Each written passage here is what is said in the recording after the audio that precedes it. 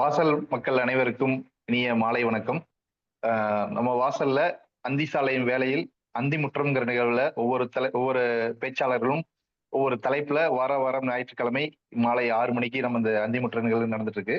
அந்த வகையில இன்றைய நிகழ்வு அந்தி முற்றம் வந்து தங்கத்திற்கும் அப்பால் அப்படிங்கிற அந்தி முற்றம் நிகழ்வுல இன்னைக்கு பேச்சாளரா எஸ்டி சுகன்யா அவர்கள் இன்னைக்கு இந்த அந்தி முற்றம் நிகழ்வு வந்து தொகுத்து நமக்கு வழங்க போறாங்க. ஸோ அதுக்கு முன்னாடி வாசல் பட்டயம் வாசிக்க சரஸ்வதி அவர்களை அழைக்கிறேன். வணக்கம். ஈரோடு வாசல் உறுப்பினர்களாக நம் படைப்புத்திறன், ஆளுமை திறன் மற்றும் உடல் மன நலத்தினை மேம்படுத்திடவும், சமூக பங்களிப்புடனும் இளைய தலைமுறைக்கு வழிகாட்டவும், நம் அமைப்பு தரும் வாய்ப்புகளை தேடல் உள்ளவர்களுடன் ஒருங்கிணைத்து முழுமையாகவும் சரியாகவும் பயன்படுத்திக் கொள்வோம். எல்லைகளை தாண்டி பயணிப்போம். வணக்கம்.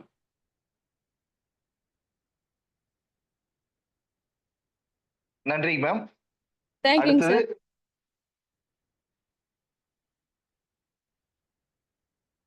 இன்றைய நிகழ்வுக்கு வரவேற்புரை வழங்க கௌசல்யா ஞானேஸ்வரன் அவர்களை அன்போடு அழைக்கிறேன்.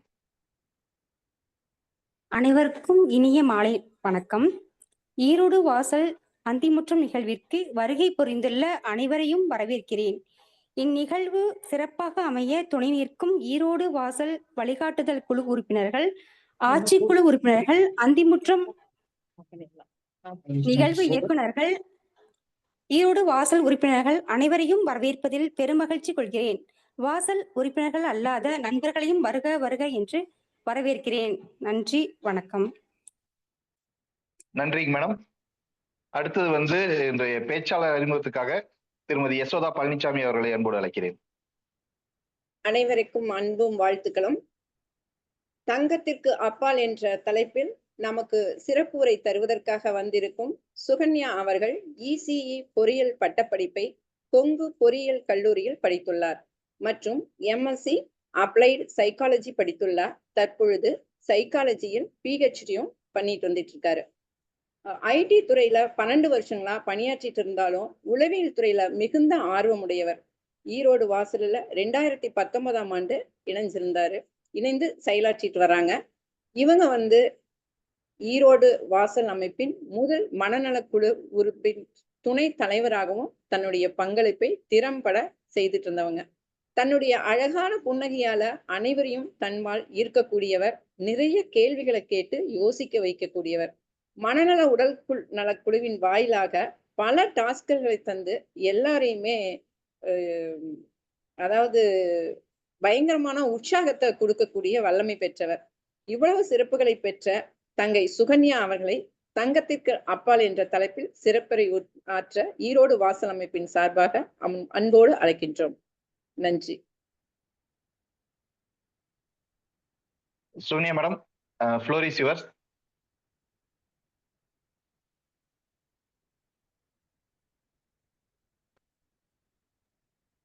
மைக் நீங்களே ஆன் பண்ணிக்கலாம் சுகன்.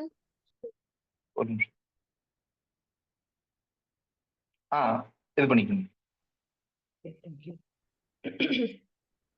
இன்றைய மாலை வேளையில் ஒரு நல்ல ஒரு நிகழ்வுக்காக எல்லாரும் இணைஞ்சிருக்கீங்க. இப்படி ஒரு நல்ல வாய்ப்பை பேசுறதுக்கு அப்படின்னு கிடைக்கிறது அப்படின்றது எனக்கு ஈரோடு வாசல்ல வந்துதான் நான் பேச ஆரம்பிச்சேன். ஸோ அந்த வகையில எனக்கு இது ஒரு நல்ல பயிற்சி களமாக அமைஞ்சிருக்கக்கூடிய ஒரு தளம். என்னுடைய ரொம்ப ஃபேவரட்டான ஒன் ஆஃப் த ப்ராஜெக்ட் அப்படின்னா நான் அந்திமுற்றத்தை சொல்வேன். இன்னைக்கு என்னை அழகா இன்ட்ரடியூஸ் பண்ண அசோகா அவர்களுக்கும், பட்டயம் வாசிச்சு இன்னைக்கு நம்மளோட வரவேற்பு நல்கிய கௌசல்யா மேடம் அவர்களுக்கும், தொகுத்து வளர்ந்து கொண்டிருக்கும் தம்பி நந்தகுமார் அவர்களுக்கும் நன்றி. தங்கத்திற்கு அப்பால் அப்படின்ற தலைப்பு கொடுத்தோடனே கீழே வந்து கோல்டோட பிக்சர் போட்டிருந்தாங்க. ஸோ இதை வச்சு எதை பத்தின டாக்கா இன்னைக்கு இருக்கும் அப்படின்னு யூகிக்க முடிஞ்சிருக்குமான்னு தெரியல. ஆக்சுவலா இன்னைக்கு என்ன பத்தி பேச போறோம் அப்படின்னா, ஒரு பர்டிகுலர் பர்சன், அந்த பர்சனுடைய லைஃப் ஸ்டோரி, அவர் என்ன பண்ணார், அவருடைய வாழ்க்கை பயணம் எப்படியாக இருந்தது அப்படிங்கறத பத்தி தான் இன்னைக்கு பேச போறோம். ஓகே, யார் இந்த நபர் அப்படின்னா, 2018ல இந்தியா அதிகமா கொண்டாடிய ஒரு நபர் அப்படின்னு சொல்லலாம். யார் அப்படின்றது ஆஹ் இந்தியாவினுடைய சுதந்திர இந்தியாவினுடைய முதல் தங்கப் பதக்கத்தை ஒலிம்பிக்ல வாங்கிட்டு வந்தாரு. அதுலயும் நிறைய ஸ்பெஷல் மூமெண்ட்ஸ் இருந்தது. அதெல்லாம் என்ன ஸ்பெஷல் மூமெண்ட்ஸ் அப்படிங்கறதும், எந்த போட்டியில வாங்கினாரு, என்ன மாதிரி சாதனைகளை செய்தாரு அப்படின்னு இவர் தன்னிடம் ஒரு உலக ரெக்கார்ட் ஒண்ணு வச்சிருக்காரு. சோ அது என்ன ரெக்கார்ட் அப்படிங்கறத பத்தியில தான் பேச போறோம். இவர் நவம்பர் 1 1944 பிறந்தார் மகாராஷ்டிரால. ஆஹ் அப்ப வந்து இவருக்கு ஒரு அண்ணா, அந்த அண்ணா கூட சேர்ந்து ஒரு ரயில்வே ஸ்டேஷனுக்கு போறாங்க. அன்னைக்கு பார்த்தா அந்த இடத்துல பயங்கரமான கூட்டம், ஒரு 10,000க்கு மேலான நபர்கள் அந்த இடத்துல கூடியிருப்பாங்க அப்படின்னு சொல்றாரு. அவ்வளவு மக்கள் எதுக்காக கூடியிருக்காங்க அப்படின்னா, ஒரு பர்டிகுலர் பர்சன் அவரை வரவேற்கிறதுக்காக கூட்டியிருக்காங்க. இவங்க எல்லாரையும் பாக்குறதுக்காக இந்த அண்ணா வந்து தம்பியை கூட்டிட்டு போறாரு. தம்பி தோள் மேல உட்காந்துக்கிட்டு அந்த கூட்டத்துக்குள்ளார நகர்ந்து போறாங்க. யார் அந்த நபர் வர்றது அப்படின்னு பார்த்தா கேடி ஜாதவ் அப்படின்னு சொல்லிட்டு, இவர் வந்து இந்தியால ஒலிம்பிக்ஸ்ல பிரான்ஸ் மெடல் வாங்கின ஒரு வீரர், இல்லைன்னா ரெஸ்லிங்ல வாங்கியிருப்பாரு. சோ அவர் வந்து ஊருக்கு திரும்புறாரு. சோ ஊர்ல வர்றவங்களை வந்து வெல்கம் பண்றதுக்காக ஒரு ரெக்கார்ட் பண்ணிட்டு வராங்க அப்படின்னா அவரை வெல்கம் பண்றதுக்காக அந்த கூட்டம் கூடி இருக்கு. அப்ப வந்து இவர் கேக்குறாரு, யார் இவரு, இவரை பார்க்கறதுக்கே இத்தனை பேர் கூடி இருக்கிறாங்க அப்படின்னா, இவர் வந்து இந்தியாலே ரொம்ப பெரிய ரெக்கார்ட் ஒண்ணு பண்ணியிருக்காரு. அவர் தான் வந்து ஜேடி யாதவ் அப்படின்னு சொல்லிட்டு அந்த அண்ணா வந்து இன்ட்ரடியூஸ் பண்றாரு. அப்ப இத்தனை பேரை கொண்டாடணும் அப்படின்னா என்ன பண்ணணும் அப்படின்னா, ஓகே ஒலிம்பிக்ல போய் நம்ம ஏதாவது ஜெயிச்சோம்னா இந்த ஊரே நம்மளை திரும்பி பார்க்கும். அப்படின்னா அவர் சொல்றாரு, ஊர் மட்டும் இல்ல இந்தியாவே திரும்பி பார்க்கும், இந்தியாவே உன்னை கொண்டாடும் அப்படிங்கும் போது சின்ன வயசுலயே அந்த விதை மனசுல உழுவுது. அது வந்து நம்ம ஏதாவது இந்த விளையாட்டு தான் அப்படின்னு இல்லை, ஏதோ ஒரு விளையாட்டு நம்ம விளையாடணும், அதுல வந்து கோல்டு மெடல் அடிக்கணும் அப்படின்னு அந்த வயசுல அவருக்கு மெடல்ங்கிறது மட்டும்தான் மனசுல பதியுது. என்ன அப்படிங்கறத பத்தின விவரங்கள்லாம் தெரியாது. ஓகே ரெஸ்லிங்ல போறப்ப இதுல வந்து மெடல் கிடைக்கும் போல இருக்கு அப்படின்ட்டு ஒரு ஊருக்குள்ளார போயிட்டு ஒரு பைல்வான் ஆசிரியர் ஒருத்தர் வந்து போய் பாக்குறாரு. எனக்கு வந்து குஸ்தி கத்துக்கணும், எனக்கு சொல்லிக் கொடுங்க அப்படின்னா, அவரை ரொம்ப சின்ன பையன், அவர் பார்த்தோன்னே எல்லாரும் சிரிக்கிறாங்க. சோ முதல் முயற்சி தானா போய் ஒரு ஆசான் கிட்ட போய் கேட்டு எனக்கு இது வேணும் அப்படின்னு சொல்லும் போது முதல் ரியாக்ஷனே அவருக்கு கிடைக்கிறது எல்லாரும் சிரிக்கிறாங்க அப்படிங்கறதுதான். இந்த ஆசையை வந்து வீட்டுல வந்து சொல்றப்ப வீட்லயும் இந்த பையன் நல்லா படிக்கக்கூடிய பையன் கிடையாது, எப்பவுமே ஃபெயில் ஆயிட்டே இருக்கான் ஸ்கூல்ல. அதனால அவங்க அப்பா பயங்கர கோவமா இருக்காரு, எங்கேயும் அனுப்ப மாட்டேங்கிறாரு, போக வரலாம் விட மாட்டேன்றாரு. சோ அதனால நீ முதல்ல ஒழுங்கா படிக்கிற வேலையை பாரு, நீ பாஸ் பண்ண அப்புறமா என்னங்கிறத பேசிக்கலாம், அதை விட்டுட்டு நீ பாட்டுல ஊர் சுத்தி தெரியாத அப்படின்னு சொல்லிட்டு வீட்டுல பயங்கரமா திட்டு விழுவுது. அப்படியே போயிட்டு இருக்கையில ஒரு கொஞ்சம் ஒரு டீன்ஸுக்கு மேல வரும்போது பார்த்தா ஒரு நாள் அங்க ஊருக்குள்ளார ஒரு போட்டி நடக்குது. பக்கத்து பக்கத்து கிராமங்கள்லாம் சேர்ந்து அங்க வழக்கமா அதிகம் நடக்கக்கூடிய ஒரு போட்டி குஸ்தி அப்படிங்கும்போது பக்கத்து கிராமங்கள்லாம் சேர்ந்து ஒரு போட்டி ஒண்ணு ஆர்கனைஸ் பண்றாங்க. அதுல இவர் கத்துக்கிட்டாரு இல்லையா, இவர் ஆக்சுவலா இறங்கி சண்டை போட்டது கிடையாது. அவர் வந்து எடுபிடி வேலையெல்லாம் செய்வாரு. மத்தவங்க எல்லாரும் என்ன பயிற்சி பண்றாங்களோ அதே பயிற்சியை இவரும் செய்வாரு. மத்தபடி இவர் இறங்கி போட்டி போட்டது கிடையாது. அந்த அனுபவம் கிடையாது. இவருக்கு வந்து குரு வந்து எதுவும் சொல்லியும் தரல. சோ அப்படி இருக்கிறப்ப ஏகலைவன் மாதிரி தான் அவர் பார்த்துக்கிட்டே தான் இருக்கிறாரு எல்லாரும் என்ன பண்றாங்க அப்படிங்கிறது. அப்போ வந்து அந்த ஆசான் வந்து அவரோட ரெப்ரசன்டேட்டிவ் ஒருத்தரை அந்த கோதால இறக்கி விடணும். பிரச்சனை என்னன்னா அவருக்கு எதிர்த்து நிக்கிறது வந்து அந்த ஆசானுடைய மாப்பிள்ளை, தங்கச்சியினுடைய வீட்டுக்காரர். அவர் தான் வந்து பக்கத்தூருக்காரரு. சோ அவர் வந்து எதிர்த்து இவங்க சண்டை போடணும்.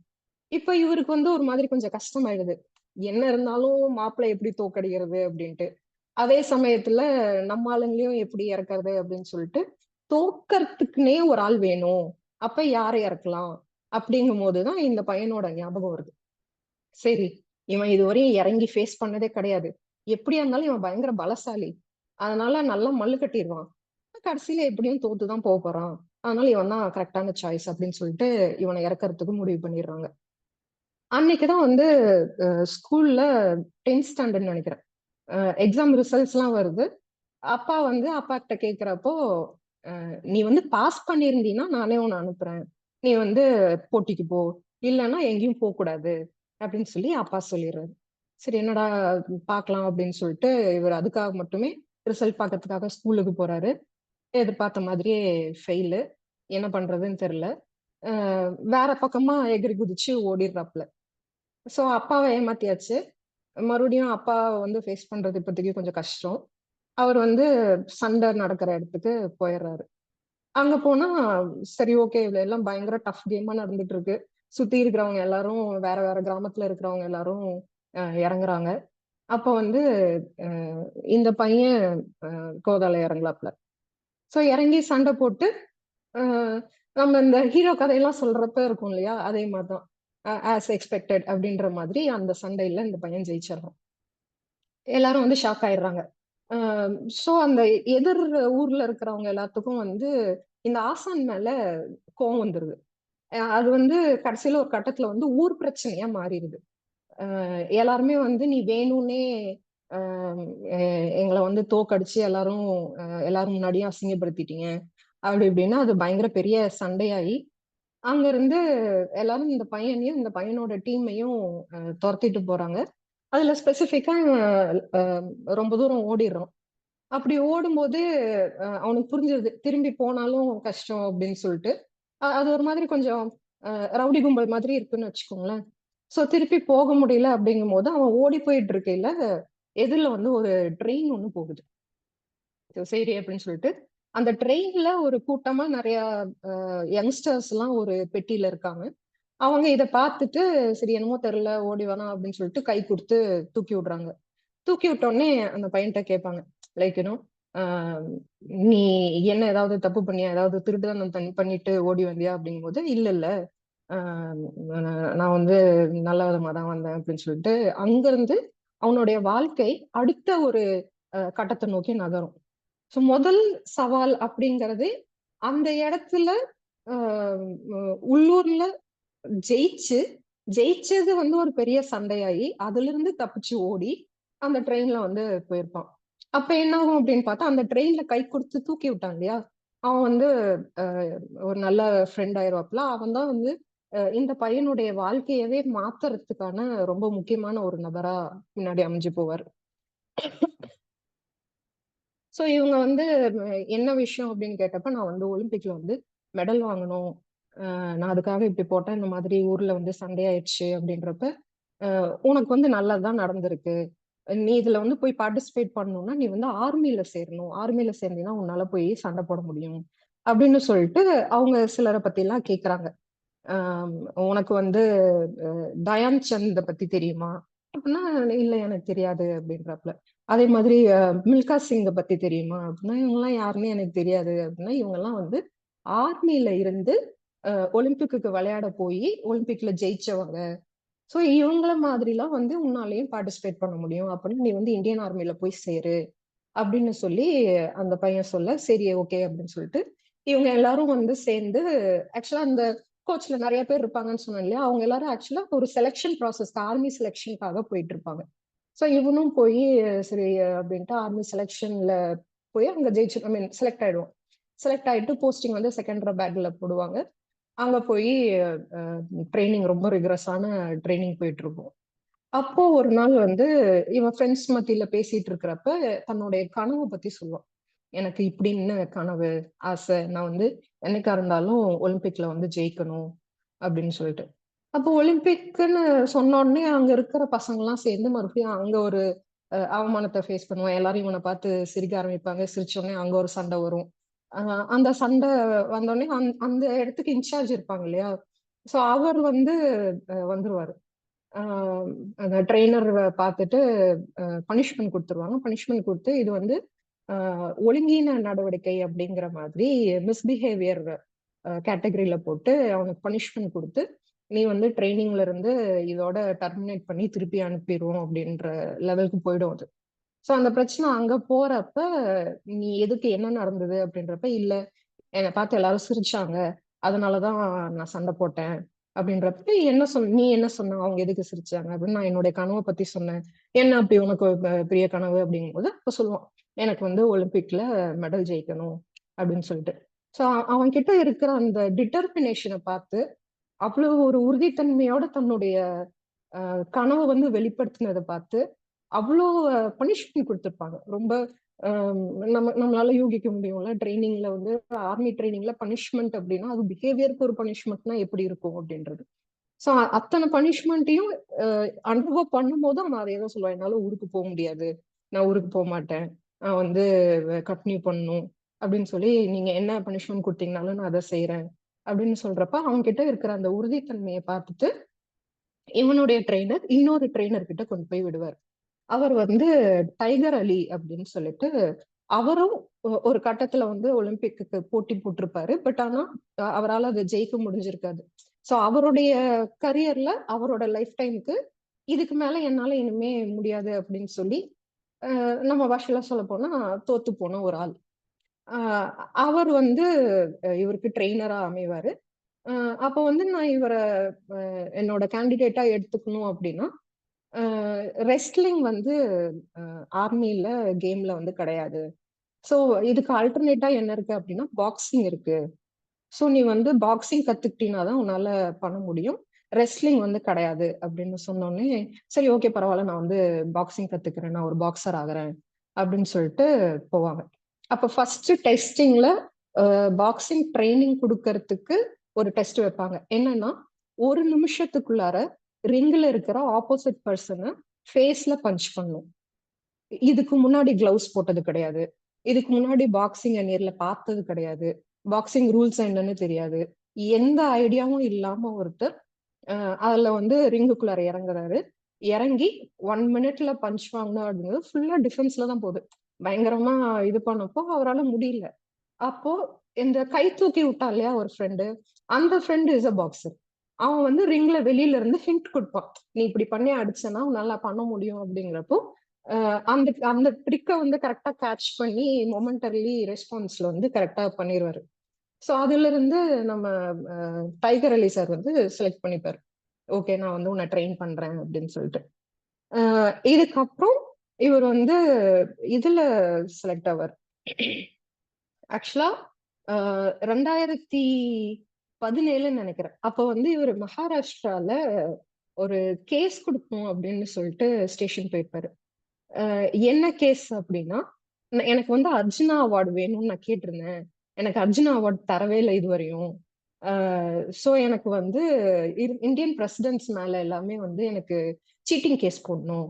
யார் யாரெல்லாம் அப்படின்னா மொத்தம் ஒரு 5 பேர், விவி கிரி, ஃபக்ருதீன் அலி அஹமத், சஞ்சீவ் ரெட்டி, ஜெயில் சிங், வெங்கட்ராமன், இவங்க எல்லாரும் மேலேயும் நான் வந்து சீட்டிங் கேஸ் போடணும், அர்ஜுனா அவார்டு தரல அப்படின்னு சொல்லிட்டு சொல்லியிருப்பாரு.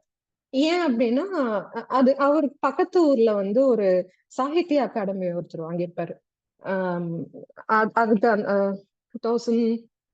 2016 15 அந்த கொஞ்சம் சமீபத்துல அந்த சமயத்துல அப்போ வந்து அவர் சாகித்ய அகாடமி வாங்கின போது போஸ்லேன்னு சொல்லிட்டு இந்த ஊரை சேர்ந்தவர், துஜாப்பூர் மகாராஷ்டிராவை சேர்ந்தவங்க. ஸோ அப்ப வந்து அவங்களுடைய கிராமத்துக்கு நிறைய வசதிகள் கிடைக்கும். ஒரு கிராமம் வந்து கிட்டத்தட்ட ஒரு நகரமா மாறுற அளவுக்கு ஒரு நல்ல ரோடு, தண்ணி வசதி, இபி வசதி, அந்த மாதிரி அந்த ஊர் வந்து அடுத்த ஒரு லெவலுக்கு மாறி இருக்கும். அது அந்த அளவுக்கு அந்த ஊர் மாற்றம் நடந்ததுக்கு காரணம் என்னன்னு பார்த்தா இந்த ஒரு நபர் வாங்கின சாகித்ய அகாடமி, சாரி சாகித்ய அவார்டு. இந்த இந்த ஒரு அவார்டு வந்து ஒட்டுமொத்த ஊரோட அடையாளத்தையே அவங்களுடைய வாழ்க்கை முறையவே மாத்திருக்கும். ஸோ இவரும் வந்து நான் இத்தனை நாளா என்னோட அர்ஜுனா அவார்டை வந்து நான் கேட்டுட்டு இருக்கிறேனே, யாருமே தரலையே அப்படிங்கிறப்ப கேட்பாங்க, நீங்க யாரு, நீங்க என்ன பண்ணிட்டீங்க. இப்ப அவருக்கு வயசாயிருக்குல்ல, 2017 அப்படிங்கும் போது ஒரு 44ல பிறந்தவர். அப்படி என்ன நீங்க செஞ்சீங்க அப்படின்றப்பதான் எல்லாரும் வந்து இவர் யாரு அப்படிங்கிறத வந்து தேட ஆரம்பிக்கிறாங்க. ஸோ முன்னாடி இவர் பாக்ஸிங்க்கு செலக்ட் ஆகுறாரு. ட்ரெயின் ஆகி அங்கிருந்து செகண்டராபாத் சோல்ஜர்ஸுக்கான ஒரு கேம் இருக்கு. என்னன்னா இன்டர்நேஷனல் மிலிட்டரி கேம்ஸ் அப்படின்னு சொல்லுவாங்க. வேற பல்வேறு கண்ட்ரீஸ்ல இருந்து, பல்வேறு கண்ட்ரீஸ்னுடைய மிலிட்டரியில இருந்து வந்து அந்த கேம்ல பார்ட்டிசிபேட் பண்ணுவாங்க. அந்த மாதிரி 1954ல மொத்தம் ஒரு 55 கண்ட்ரி, 55 கண்ட்ரில இருந்து 1964ல இன்டர்நேஷனல் மிலிட்டரி கேம்ஸ்ல வந்து பார்ட்டிசிபேட் பண்றாங்க. அதுல இவரும் ஒன் ஆஃப் தி பர்சனா பாக்ஸிங் கேட்டகரியில பார்ட்டிசிபேட் பண்றாரு. ஸோ அதுல வந்து இவருக்கு கோல்டு மெடல் வாங்கணும் அப்படின்றதான். ஏன்னா அங்க கோல்டு அடிச்சா இவர் வந்து ஒலிம்பிக் போக முடியும். பட் அன்பார்ச்சுனேட்லி இவர் அங்க கோல்டு அடிக்க மாட்டாரு, மிஸ் பண்ணிடுவாரு, சில்வர் வாங்குவார். ஸோ சில்வர் வாங்குறாரு. கோல்டு வந்து ஒரு ஆப்பிரிக்கன் ஒருத்தர், உகாண்டா சேர்ந்த ஒருத்தர், அவர் வந்து கோல்டு வாங்கிடுறாரு. எங்க இவர் டிவியேட் ஆவாரு அப்படின்னு பார்த்தா, தடவை இந்த பையன் வெளி உலகத்தை பாக்குறாப்ல. தடவையா ஃபிளைட் ஏறுறாரு, தடவையா நிறைய மனுஷங்களை பாக்குறாரு, தடவையா மீடியாவை பாக்குறாரு. மீடியா வந்து இவர் இதுக்கு முன்னாடி நிறைய ரவுண்ட்ஸ்ல வந்து நல்லா பெர்ஃபார்ம் பண்ணதை பார்த்துட்டு இன்டர்வியூ பண்றேன் அப்படின்னு சொல்லி கேட்பாங்க. ஸோ இத்தனை எக்ஸ்போஷர் அப்படின்றது வந்து ஹேண்டில் பண்றதுக்கு கொஞ்சம் மிஸ் பண்ண அந்த ஒரு நொடியில தான் இவர் கோல்ட மிஸ் பண்ணியிருப்பாரு. ஸோ திருப்பி வந்தோடனே இவருடைய ட்ரெயினர் வந்து, நான் இனிமே உன்னை வந்து ட்ரெயின் பண்ண மாட்டேன், நீ வந்து ஒரு தப்பு பண்ணி அதுல ஒரு மிஸ் ஆகி ஒரு டெக்னிக் ஃபால்ட் நடந்துச்சு, இல்ல வேற ஏதாவது நடந்திருந்து நீ மிஸ் பண்ணியிருந்தீங்கன்னா அது ஒரு தப்பு, அதை வந்து நம்ம சரி செய்துக்கலாம், அடுத்த லெவலுக்கு போகலாம். ஆனா நீ தோத்ததுக்கு நீ தான் காரணம். இது வந்து ஆட்டிடியூட் மேட்ரு. உன்கிட்ட என்ன ஒரு ஃபயர் இருந்துச்சோ அந்த ஃபயரை நீ மிஸ் பண்ணிட்ட. ஸோ இதுல இருந்து நீ உன்னை வந்து நான் இனிமே ட்ரெயின் பண்றதுக்கு நான் எடுத்துக்க மாட்டேன் அப்படின்னு சொல்லிட்டு அந்த ட்ரெயினர் கோச்சிட்டு போயிடுவாரு. அதுக்கப்புறம் அவங்க 2 பேரும் பேசவே மாட்டாரு. இந்த பையனுக்கு வந்து தன்னுடைய லைஃப, தன்னுடைய ட்ரீமை நோக்கி போறதுக்கு ரொம்ப முக்கியமான காரணமா இருந்த ஒரு நபர் அந்த ட்ரெயினர். பட் அவரே வந்து இவர்கிட்ட பேச மாட்டாரு அப்படின்ற லெவலுக்கு போகும்போது இவங்க நெக்ஸ்ட் வந்து காஷ்மீர்ல வந்து போஸ்டிங் போட்டிருக்காங்க 1964ல. அப்ப அங்க இருந்துட்டு இருக்கிறப்ப இவருக்கு ஒரு லெட்டர் வருது. என்ன அப்படின்னா, ஆப்பிரிக்கால ஓவராலா இந்தியன் ரேங்கிங், ஐ மீன் இன்டர்நேஷனல் ரேங்கிங்ல பாக்குறப்போ ஏசியால வந்து இவர் தான் ஸ்டில் நம்பர் 1 இருப்பாரு. வெறும் அந்த உகாண்டாக்காரர் இருக்காரு இல்லையா, அவர் வந்து ஆப்பிரிக்கால நம்பர் 1 இருப்பாரு. ஸோ இப்ப இன்னமும் ஒலிம்பிக் கேம்ஸுக்கு போறதுக்கு ஒரு வாய்ப்பு இருக்கு. ஏசியன் கேம்ஸ்ல வந்து ஜெயிச்சிட்டா, அங்க கோல்டு அடிச்சா ஒலிம்பிக்ல போய் பார்ட்டிசிபேட் பண்ணலாம். ஸோ இந்த வாய்ப்பு இருக்குன்றனால இவர் மறுபடியும் போய் அப்ரோச் பண்ணி ட்ரெயினர்கிட்ட கேட்பாரு, என்ன மறுபடியும் வந்து ட்ரெயின் பண்ணுங்க, நான் வந்து ஏசியன் கேம்ல வந்து கோல்டு எடுக்கணும், அப்படி எடுத்தா என்னால ஸ்டில் எனக்கு வாய்ப்பு இருக்கு, நான் வந்து ஒலிம்பிக்ஸுக்கு போவேன் அப்படின்னு சொல்லிட்டு இருக்கிறப்பதான் இவருடைய வாழ்க்கையில அடுத்த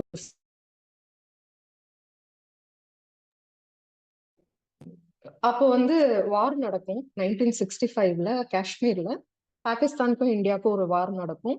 அதுல வந்து இவர் இருக்கிற கேம்ப் ஹவுஸ்ல தான் நிறைய குண்டு போட்டிருப்பாங்க. அதுல பாத்தீங்கன்னா இவர் தன்னுடைய உடம்புல ஒட்டு மொத்தமா 9 ஷாட் வாங்கியிருப்பாரு. 9 குண்டு இவருடைய உடம்புல பாஞ்சிருக்கும். அதுல ஒண்ணு வந்து ஸ்பைன்ல இறங்கியிருக்கும். ஸோ இவர் மறுபடியும் ஒரு 2 இயர்ஸ் டோட்டலா அன்கான்சியஸ் போயிடுவாரு. 1965ல இருந்து 67 2 வருஷம் எதுவுமே தெரியாது, எந்த கான்சியஸும் இல்ல, டோட்டலி அன்கான்சியஸா இருக்காரு. அங்க இருந்து இவர் மீண்டும் மறுபடியும் வருவார். ஸோ அதுதான் இன்னும் அடுத்த பயங்கர இன்ட்ரெஸ்டிங்கான ஒரு ஸ்டோரின்னு சொல்லுவேன். இன்னைக்கும் ஸ்பைன்ல இருக்கிற ஒரு புல்லட் அவரோட உடம்புலதான் இருக்கு. பட் ஆனா அந்த வாருக்கு அப்புறம் இவர் ஆம்பிளேட் ஆயிடுவாரு. இவரால நடக்க முடியாது. கழுத்துக்கு கீழே இடுப்புக்கு கீழே டோட்டலா வந்து இது இல்லாம போயிடும், கான்சியஸ் இல்லாம போயிடும். அவருக்கு எந்த கண்ட்ரோலும் இல்லாம ஆயிடும், பிளாடர் கண்ட்ரோல் இருக்காது. அந்த மாதிரி ரொம்ப ஒரு சர்வைவலே வந்து ரொம்ப கஷ்டம் அப்படின்ற ஒரு நிலைக்கு தள்ளப்பட்டிருப்பாரு. இவரால அது கூட ஒரு பெரிய விஷயமா இருக்காது. தன்னுடைய கனவை இனிமே என்ன பண்றது, கனவு போச்சே அப்படின்றதுதான் இவருக்கு பெரிய அடியா இருக்கும். தன்னுடைய வாழ்க்கையே டிரான்ஸ்ஃபார்ம் ஆயிருக்கு அப்படிங்கும் போது அதை விட தன்னுடைய கனவு போச்சு அப்படின்றதுதான் ரொம்ப அவருக்கு வலிய கொடுக்கும்.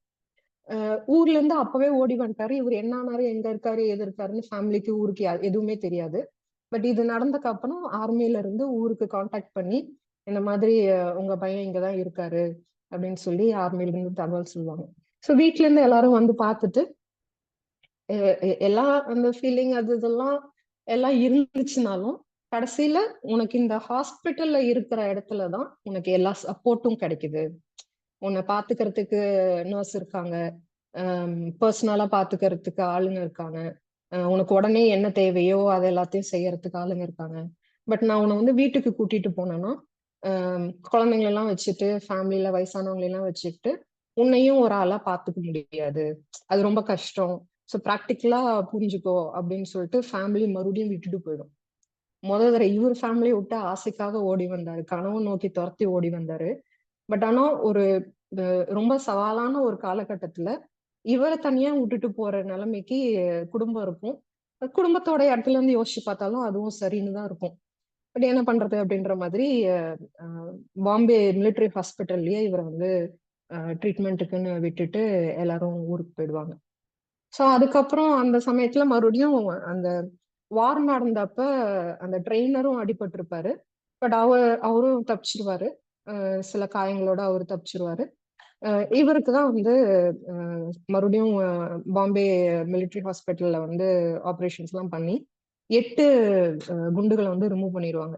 மிச்சம் ஒரு குண்டு மட்டும் அந்த ஸ்பைன்ல இருந்துச்சுன்னு சொன்னேன் இல்லையா, அந்த ஒரு குண்டு மட்டும் உடம்புல இருக்கும். அதை எடுக்க முடியாதுன்னு சொல்லிடுவாங்க. அதை எடுத்தா உயிருக்கு ஆபத்து, அதனால வந்து இதை எடுக்க முடியாது அப்படின்னு சொல்லி சொல்லிடுறாங்க. ஸோ அந்த வேற எதுவும் பண்ண முடியாதே, என்ன பண்றது அப்படின்ற ஃபீலிங்ல இருக்கிறப்ப இவரோட பிறந்த நாள் அன்னைக்கு ஒரு நாள் சூசைட் பண்ணிக்கணும் அப்படின்ற ஒரு தாட் அவருக்கு வந்துடும்.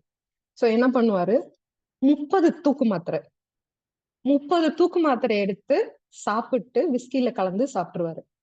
அதே அன்னைக்கு அங்க வந்து உள்ளுக்குள்ளார விஸ்கி எல்லாம் கிடைக்காது இல்லையா, அப்போ அங்க பியூன் ஒருத்தர் வந்து கரெக்ட் பண்ணா இதெல்லாம் கிடைக்கும் அப்படின்றதுக்கு ஒரு பியூன் ஒருத்தர் இருப்பாரு.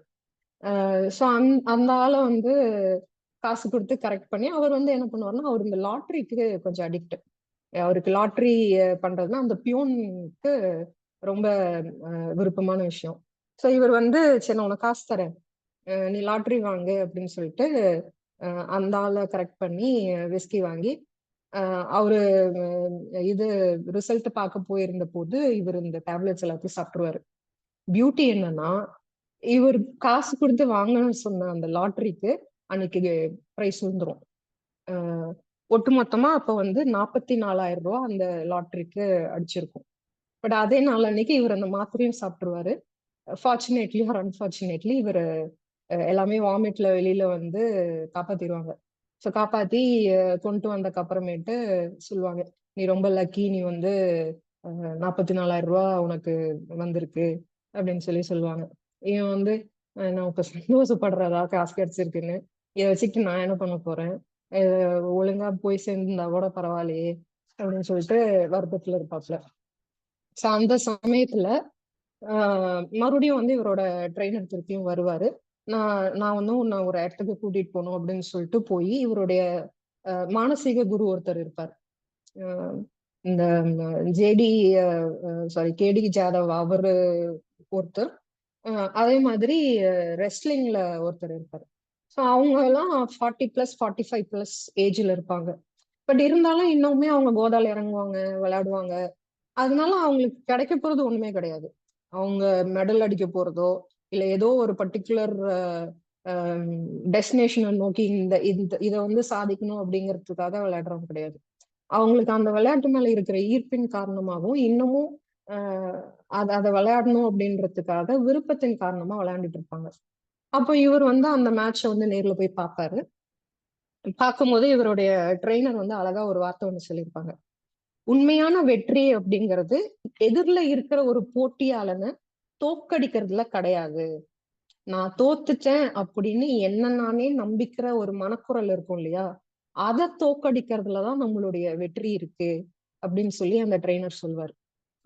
மறுபடியும் சொல்றேன், நிஜமான வெற்றி அப்படிங்கிறது எதிரில இருக்கக்கூடிய நம்மளுடைய போட்டியாளனை தோற்கடிப்பதில் இல்லை, நமக்குள்ளார இருக்கிற நீ தோத்துட்ட அப்படின்னு சொல்லக்கூடிய அந்த மனக்குரலை உடைப்பதுலதான் நிஜமான வெற்றி இருக்கு அப்படின்னு. இவருக்கு ஒண்ணுமே புரியாது, என்ன பேசுறீங்க நீங்க, என்னால இங்க டெய்லி ரொட்டீனிவே ஒன்றும் செஞ்சுக்க முடியல, இதுல நான் எங்க இருந்து எதை ஜெயிக்கிறது அப்படின்ற போதுதான் இவங்க பேராலிம்பிக்ஸ்னு ஒண்ணு இருக்கு. ஸோ அந்த பேராலிம்பிக்ஸ்ல வந்து நம்ம சில கேட்டகரிஸ்ல வந்து நம்மளால பார்ட்டிசிபேட் பண்ண முடியும் அதுல என்னென்ன கேம்ஸ் எல்லாம் வந்து ட்ரெயின் பண்ண முடியும், நம்ம உடம்பு ஃபிட்னஸுக்கு என்னென்ன கேம்ஸ் எல்லாம் வந்து நமக்கு செட் ஆகும் அப்படிங்கறதெல்லாம் எடுத்து அதுல ஒர்க் அவுட் பண்ணி அவ மறுபடியும் வந்து ட்ரைனிங்க ஆரம்பிப்பாங்க. இவ்வளோ சவால்கள் இருக்கிற உடம்புல வந்து இடுப்புக்கு கீழே இருக்கிற ஸ்ட்ரென்த்தே குறைஞ்சு போன ஒரு கட்டத்துல இருந்து அவர் அடுத்த ரிக்ரஸா ட்ரைனிங் எடுத்து எடுத்து எடுத்து ஆஹ் என்ன சொல்லுவாங்க, இவரு சின்ன வயசுல இருந்து குஸ்தி விளையாண்டுருக்காரு இல்லையா, ஸோ இவரோட ஆர்ம்ஸ்ல வந்து நல்ல பலம் இருக்கும். தன்னுடைய உடம்புல தன்னுடைய ஆர்ம்ஸ்ல வந்து பயங்கர ஸ்ட்ரென்த் இருக்கும் அவருடைய பாடியில நேச்சுரலாவே. ஸோ வந்து நீங்க ஸ்விம் பண்ணீங்கன்னா உங்க பாடி ஸ்ட்ரென்த்தை வந்து மெயின்டைன் பண்ண முடியும் அப்படின்னு சொல்லி டாக்டர்ஸ் எல்லாம் சஜஸ்ட் பண்ணுவாங்க. சரி அப்படின்னு சொல்லிட்டு இவர் ஸ்விம்மிங்ல ட்ரெயின் ஆக ஆரம்பிப்பாரு. ஸ்விம்மிங்ல ட்ரெயின் ஆக ஆரம்பிச்சு தன்னுடைய பாராலிம்பிக்ஸ்ல வந்து பார்ட்டிசிபேட் பண்ணலாம் அப்படின்னு சொல்லிட்டு டைமிங்லாம் வந்து ட்ரெயின் ஆவாங்க. பட் என்ன ஆகும்னா ஐஓசினா இந்தியன் ஒலிம்பிக்கோட கமிட்டி, இவங்க தான் வந்து நம்ம இந்தியாவில இருந்து யாரு ரெப்ரசன்ட் பண்ணுவாங்க அப்படின்னு இந்த பிளேயர்ஸை செலக்ட் பண்ற டீம் அது. இப்ப இந்த ஐஓசி என்ன பண்ணிடுவாங்க, இதுல வந்து காமன்வெல்த் கேம்ல போனாலே டாப் ஸ்கோர் அப்படின்றது 39.85 செகண்ட், 39 செகண்ட் 85 மைக்ரோ செகண்ட். இதுதான் வந்து காமன்வெல்த்ல ஹையஸ்ட், ஐ மீன் டாப் ஸ்கோர்.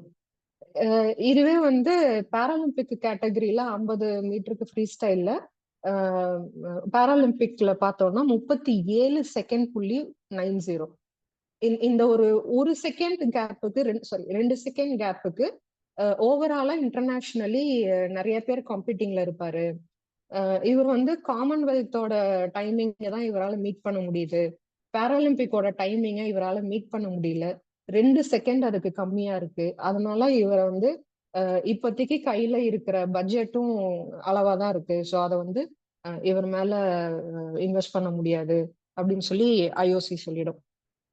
அதுக்கப்புறம் மறுபடியும் நிறைய டிஸ்கஷன்ஸ்லாம் நடந்து ஃபைனலி இவரோட கரியர் ஹிஸ்டரி எல்லாம் பார்த்து இவரோட சர்வீஸ் ஹிஸ்டரியை பார்த்து அப்போ வந்து 1971ல இந்தியா பாகிஸ்தான் வார் நடந்திருக்கும். இந்த பட்ஜெட் அதிகம் வந்து அந்த வார்ல போயிடுச்சு அப்படின்றதுக்காக தான் இங்க கொஞ்சம் கிடுக்குப்பிடியில இருப்பாங்க.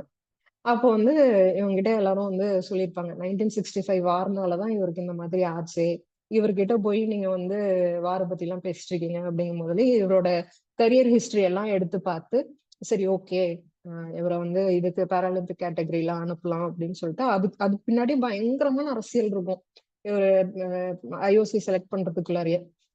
ஒரு வழியா அதுல செலக்ட் ஆகி சரின்னு சொல்லிட்டு அந்த வருஷம் ஜெர்மனில நடக்கும். முனிஷ்ல வந்து ஒலிம்பிக்ஸ் பாராலிம்பிக்ஸ் நடக்குது அந்த இயர். சரின்னு சொல்லிட்டு இவங்க இங்க இருந்து அந்த ட்ரெயினர் இவரு மற்ற டீம் எல்லாரும் போறாங்க. ஸோ அங்க போனப்ப நமக்கு தான் எதுவுமே ஈஸியா வாய்க்காதே. அங்கேயும் ஒரு பிரச்சனை நடக்கும். என்னன்னா அங்க வந்து ஒரு டெரரிஸ்ட் அட்டாக் நடந்துரும். அந்த டெரரிஸ்ட் அட்டாக்ல மொத்தம் ஒரு 11 வீரர்கள் வந்து இறந்து போயிருப்பாங்க. ஸோ அதனால அந்த வருஷம் வந்து இதை சஸ்பெண்ட் பண்ணிடுவாங்க. ஈவெண்ட் வந்து கண்டக்ட் பண்ண வேணாம் அப்படின்னு சொல்லிட்டு சஸ்பெண்ட் பண்ணியிருப்பாங்க. இவருக்கு மறுபடியும் வந்து என்னடா நம்ம மறுபடியும் வந்தோம், ஒரு வழியா இத்தனை இதை தாண்டி இங்க பார்ட்டிசிபேட் பண்றதுக்கு வந்தோம், பார்த்தா இங்கேயும் இன்னொரு டெரரிஸ்ட் அட்டாக்கு அப்படின்னு இவருக்கு வந்து மன ரீதியாகவும் பெரிய போராட்டமா இருக்கும். ஏன்னா ஒரிஜினலா ஒரு வாரம் பார்த்திருக்காரு. வாரம் பாக்குறதுங்கிறது ஒரு சோல்ஜருக்கு பெரிய விஷயம் இல்லை, அந்த வாரனால தன்னுடைய லைஃபே வந்து பழி கொடுத்திருக்காரு. அப்படியான ஒரு நபருக்கு இன்னொரு டெரரிஸ்ட் அட்டாக்னால மறுபடியும் ஒரு கேமிங் ஆப்ஷனும் தன்னுடைய கனவை கலைக்கிறதுக்கு இன்னொன்னு வந்து நிக்குது அப்படின்றப்ப ரொம்ப மன உளைச்சலுக்கு ஆளாயிருப்பாரு. அகைன் பார்த்தா அனௌன்ஸ்மெண்ட் வரும்.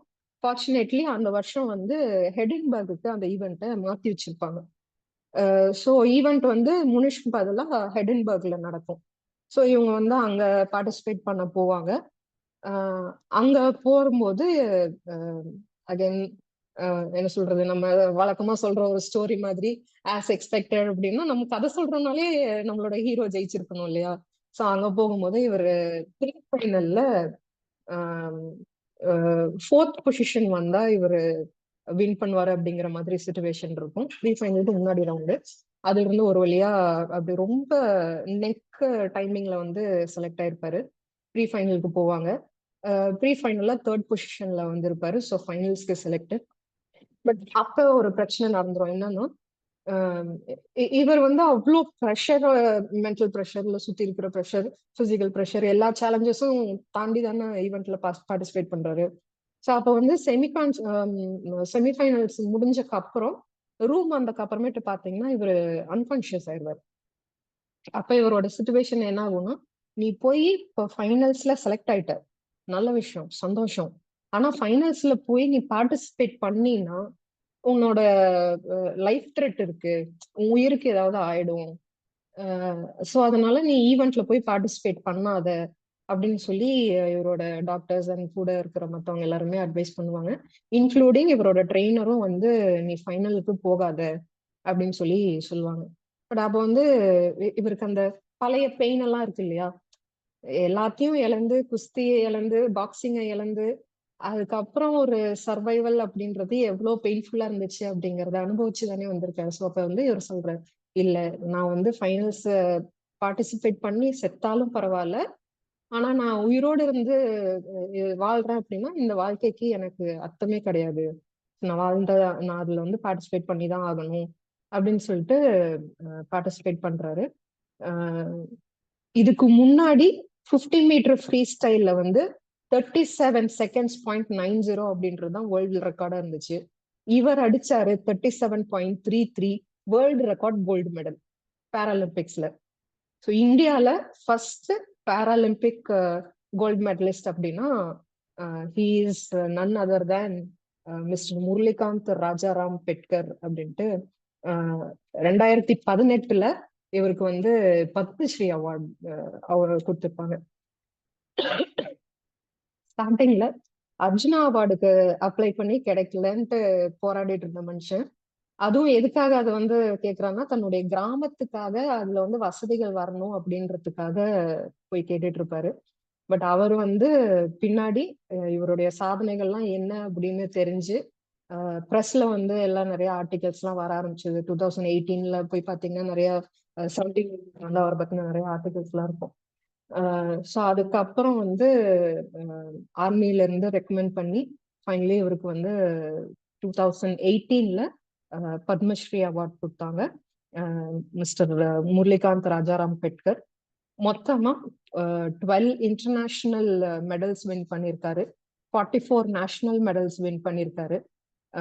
Wrestling, boxing, table tennis, swimming, javelin, shot put, slalom அப்படின்ட்டு, ஸ்லோலாம்னா இந்த ஸ்கீயிங் மாதிரி இருக்கும் ஒரு கேம், இதுல எல்லாத்துலயுமே விளையாடக்கூடிய ஒரு பர்சன்.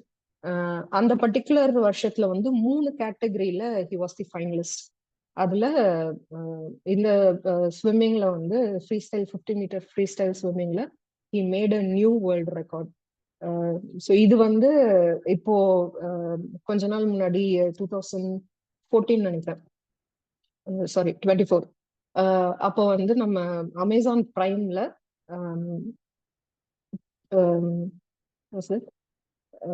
சோட்டு சாரி சந்து சாம்பியன் அப்படின்னு சொல்லிட்டு ஒரு படம் வந்திருக்கு இவரோட லைஃப் ஸ்டோரியா எடுத்து. ஆக்சுவலா சந்து அப்படின்னா இஸ் அ லூசர் அப்படின்னு அர்த்தம். ஸோ ஊருக்குள்ளார எல்லாருமே வந்து இவரை சின்ன வயசுல இருந்து கிண்டல் பண்ணியிருப்பாங்க அப்படிங்கிறத பேஸ் பண்ணி how he became a real champion, from a சந்து champion into a real champion அப்படின்ற ஒரு ஸ்டோரி இவரோட லைஃப் ஸ்டோரி. இவர் இப்பவும் மகாராஷ்டிரால பூனேல அவுட்ஸ்கர்ட்ஸ்ல வாழ்ந்துட்டு இருக்காரு. இவருக்கு 5 குழந்தைகள் இருக்காங்க. தன்னுடைய கிராமத்துக்கு அப்படின்னு நிறைய விஷயங்களை செய்து எப்படி ஒரு அண்ணனோட தோல் மேல ஏறி உக்காந்துக்கிட்டு ஒருத்தரை பார்த்து ஆசையா அந்த கூட்டத்துக்கு நடுவுல கனவு கண்டாரோ, அதே மாதிரி இவருடைய பத்மஸ்ரீ அவார்டு வாங்கிட்டு திரும்பி வரும்போது அந்த ஊர் மக்கள் எல்லாரும் இவரை வரவேற்றிருப்பாங்க. ஸோ ஒரு ஒரு சின்ன வயசுல ஏற்படக்கூடிய ஒரு ஆசைங்கிறது எவ்வளவு ஸ்ட்ராங்கான விதைய வச்சிருக்கும் அப்படிங்கிறதும், ஒரு ஒரு எய்ம் அப்படின்னு ஒண்ணு வரும்போது அது கூட ஆசை அப்படிங்கறதும் கலந்து வரும்போது, அதாவது ஒரு எமோஷனல் அட்டாச்மெண்ட் இருக்கும் இல்லையா, அது சேர்ந்து வர்றப்ப அது எந்த அளவுக்கு ஒரு வெறியா மாறுது, எவ்வளோ ஒரு டிட்டர்மினேஷனா மாறுது அப்படின்றதுக்கு வாழ்க்கை எத்தனையோ சவால்களை கொடுத்திருந்தாலும் அத்தனையும் தாண்டி அதை வந்து எப்படி அச்சீவ் பண்ணாரு அப்படின்றது is a wonderful life inspiration அப்படின்னு நினைக்கிறேன். ஸோ எனக்கு வந்து இவருடைய ஒரு வாழ்க்கையை பத்தி பேசணும், அவருடைய வாழ்க்கைய வந்து நிறைய பேர்த்துக்கு இப்படி ஒருத்தர் இருந்தாரு அப்படின்றது எல்லாருக்கும் தெரியணும் அப்படின்றதுக்காக தான் இந்த பர்டிகுலர் டாபிக்கை வந்து இன்னைக்கு பேசணும் அப்படின்னு நினைச்சு எடுத்தேன். ஸோ இன்னைக்கு அந்திமுற்றத்துல ஒரு நல்ல வாய்ப்பை எனக்கு கொடுத்த அனைவருக்கும் நன்றி.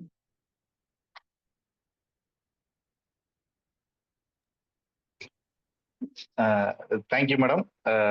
ரொம்ப அருமையா ஒரு இன்ட்ரெஸ்டிங்கான ஸ்டோரி வந்து ரொம்ப தெளிவா சொல்லியிருந்தீங்க. ரொம்ப நன்றி.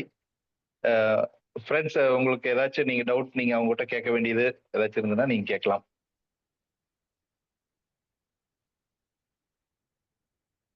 ஒரே நிமிஷம். ஓகே,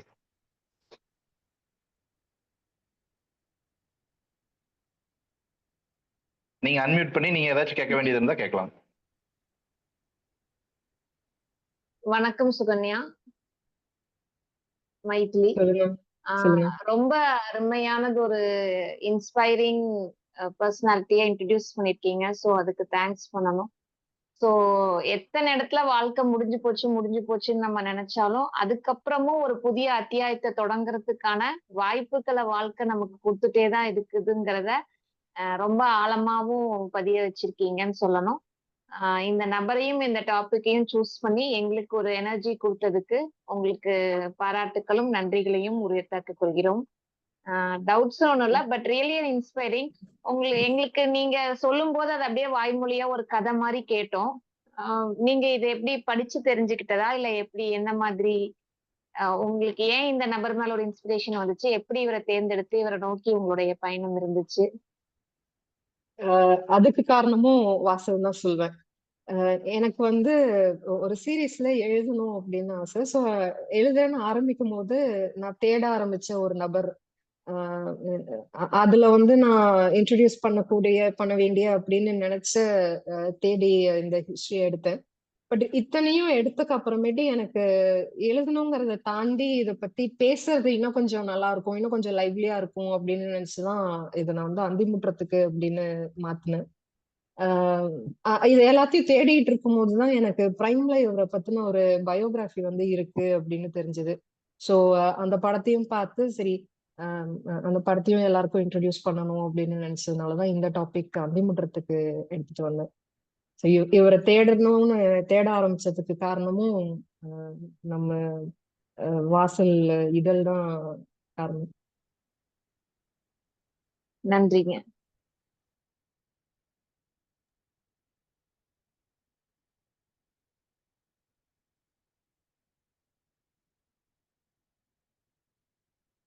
இது இன்னொருத்தரோட லைஃப் ஸ்டோரிங்கிறதுனால இதுல கேட்கறதுக்கு எல்லாம் எதுவும் இருக்காது.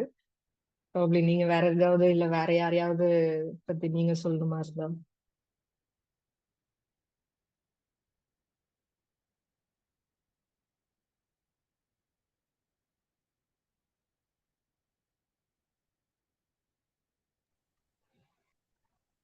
Actually, your storytelling was so nice.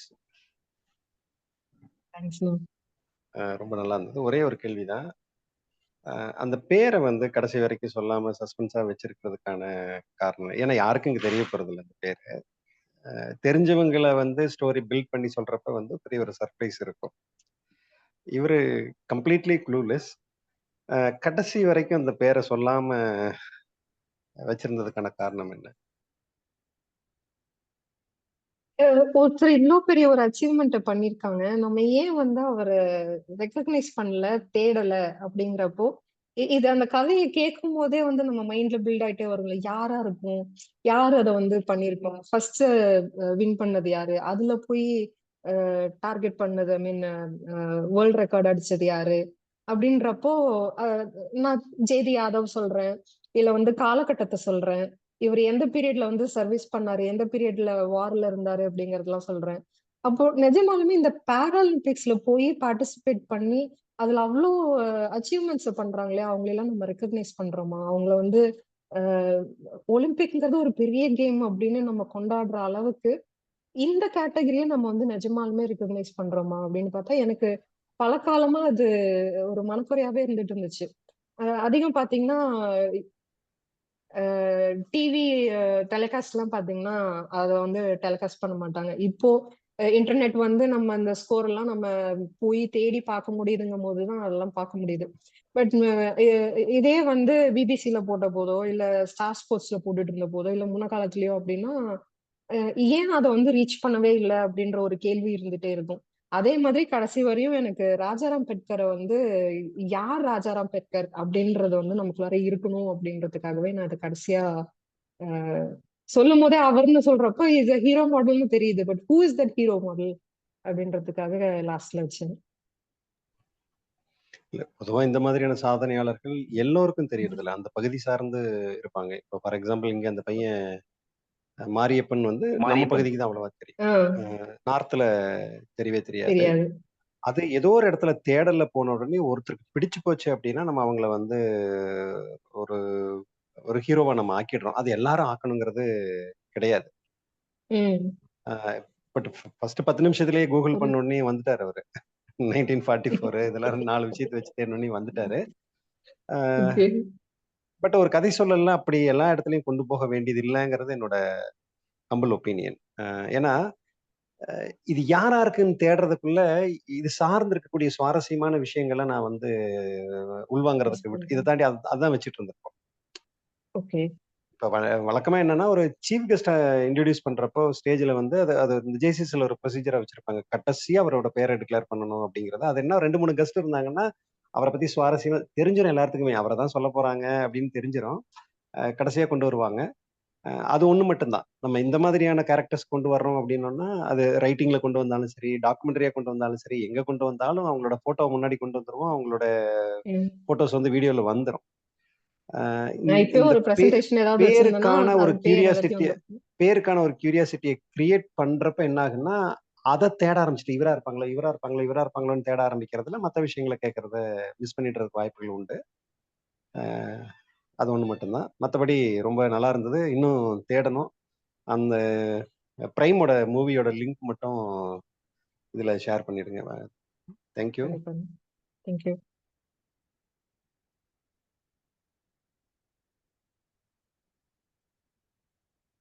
அந்த மூவி நேம் என்ன சொன்னீங்க? சந்து சாம்பியன். சந்து. ஓகே.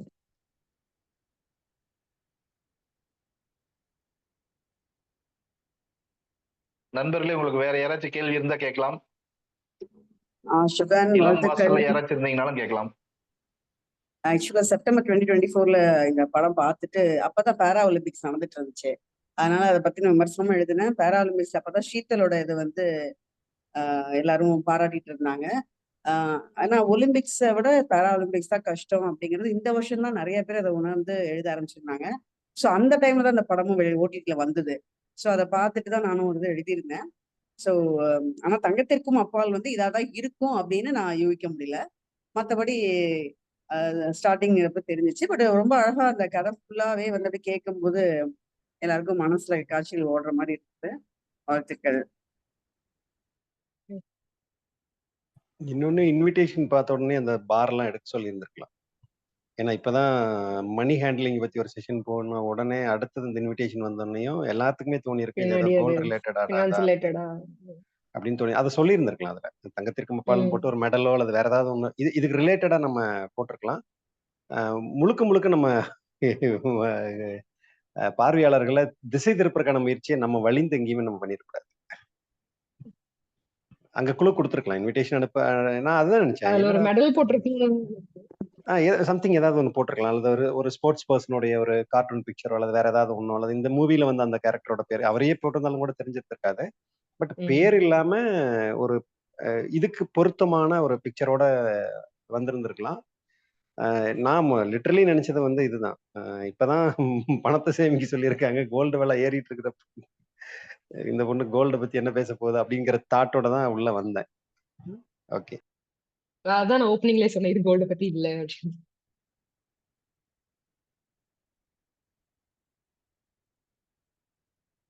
ஓகே, கேள்வி எதுவும் இல்லைன்னா நம்ம முடிச்சுக்கலாம். அடுத்தது நன்றியுரை வாசிக்க உமா மகேஸ்வரி அவர்களை அழைக்கிறேன். அனைவருக்கும் மாலை வணக்கம். இடைவிடாத சவால்களை அசைக்க முடியாத உறுதியுடன் எதிர்கொண்ட ஒரு அசாதாரண மனிதன், அதாவது முரளிகாந்த் பெட்கர் அப்படிங்கிற ஒரு பாரா ஒலிம்பிக் சாதனை படைத்த ஒரு மனிதனை பற்றி, அவருடைய மன உறுதியும் மீள்தன்மையும் அவரை எப்படி ஒரு வரலாற்று சாதனையை படைக்க வச்சது அப்படிங்கிறத பற்றி ஒரு நல்ல ஒரு அறிமுகத்தை கொடுத்த நமது இன்றைய சிறப்பு பேச்சாளர் திருமதி சுகன்யா அவர்களுக்கு மனமார்ந்த நன்றிகளை தெரிவித்துக் கொள்கிறோம். அது மட்டுமல்லாமல் இந்த நிகழ்வை மிக சிறப்பாக ஹோஸ்ட் செய்த நந்தகுமார் அவர்களுக்கும், பட்டயம் வாசித்த கௌசல்யா அவர்களுக்கும், விருந்தினரை அறிமுகம் செய்த யசோதா அவர்களுக்கும், இந்நிகழ்வில் பங்கேற்பாளர்களாக கலந்து கொண்ட அனைவருக்கும், இந்நிகழ்வை நடத்த காரணமாக இருக்கக்கூடிய அந்துமுற்ற இயக்குநர்கள் மற்றும் தலைவர், ஆட்சிக்குழு உறுப்பினர்கள், வழிகாட்டுதல் குழு உறுப்பினர்கள் அனைவருக்கும் அந்திமுற்றம் சார்பாக மனமார்ந்த நன்றி தெரிவித்துக் கொள்கிறோம். நன்றி, வணக்கம்.